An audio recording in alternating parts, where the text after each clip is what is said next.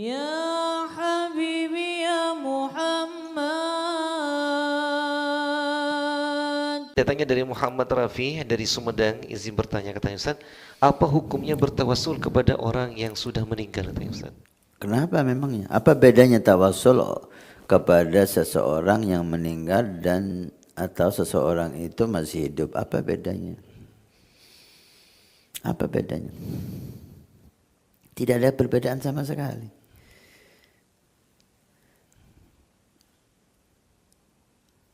Jika dibedakan, oh ini orang hidup bisa ditawasuli, yang mati nggak bisa ditawasuli. Satu, hadisnya mana? Dua, berarti secara tidak langsung dia mengatakan orang yang hidup itu bisa menolong tanpa dengan izin Allah. Orang yang mati tidak bisa menolong. Ini malah tauhidnya nggak benar.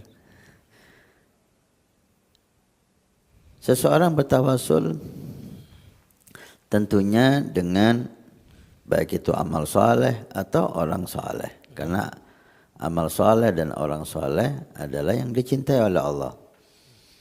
Kita bertawasul ingin hajat kita kabul dengan sesuatu yang dicintai oleh Allah. Allah cinta amal soleh, Allah cinta orang soleh.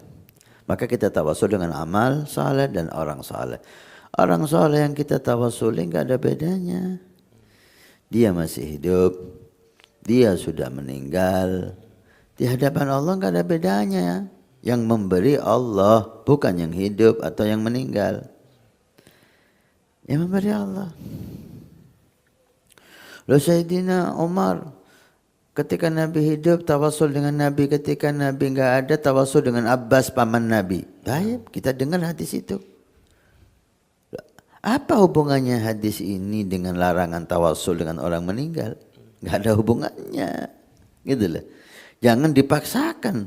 Loh, kenapa Sayyidina Umar nggak tawasul dengan Nabi, kok tawasul dengan Abbas? Kenapa memangnya?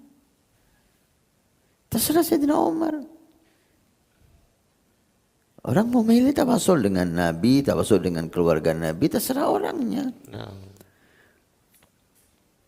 Tawasulnya Sayyidina Umar dengan Abbas bukan berarti sebagai bentuk larangan tawasul dengan orang yang sudah meninggal. Enggak ada itu. Itu penafsiran Anda yang salah. Jangan Anda paksa penafsiran Anda sebagai syariat Nabi.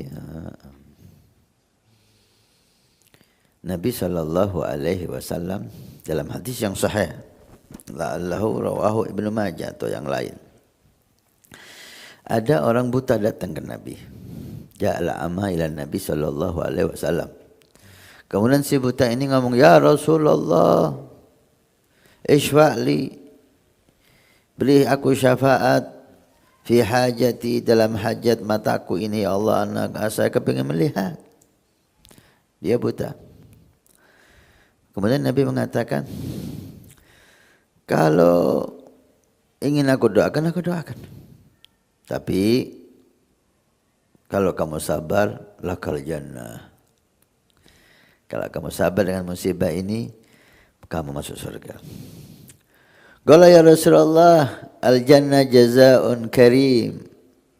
Surga itu balasan yang indah, aku mau surga. Tapi aku juga mau mataku melek ya Rasul. Dia mau dua-duanya ini, pintar ini. Senyum Nabi SAW dan beliau mengatakan, irja pulang, tawadda, wudu, wa salli rakaatain, dan salat 2 rakaat, thumma Allah. Kemudian doalah kepada Allah dengan apa? Diajarlah Nabi. Di antaranya, ya Muhammad, ya Rasulullah, ishfa'li fi hajati. Semadkur hajatak. Ya Muhammad, ya Rasulullah. Ya Muhammad, yang ngajari Rasulullah. Nabi tidak ada. Ya Muhammad, ya Rasulullah, beri syafaat dalam hajatku ini. Kemudian sebutkan hajatmu. Kata perawi hadis ini, beliau mengatakan, tidak lama orang itu datang lagi dalam keadaan mubsirah, matanya melihat. Datang ke Nabi sallallahu alaihi wasallam, dilihat oleh Nabi, matanya melihat. Kemudian Nabi mengatakan, lakukan hal itu setiap kamu punya hajat. Lakukan itu. Panggil aku. Wudu, sholat 2 rakaat, panggil aku dan minta syafaat tentang hajatmu setiap kamu punya hajat. Nabi tidak menyatakan, kalau aku masih hidup loh, kalau aku udah mati jangan. Gak ada itu kalimat. Artinya apa? Nabi hidup, Nabi enggak hidup. Tawasul sama Nabi enggak ada bedanya.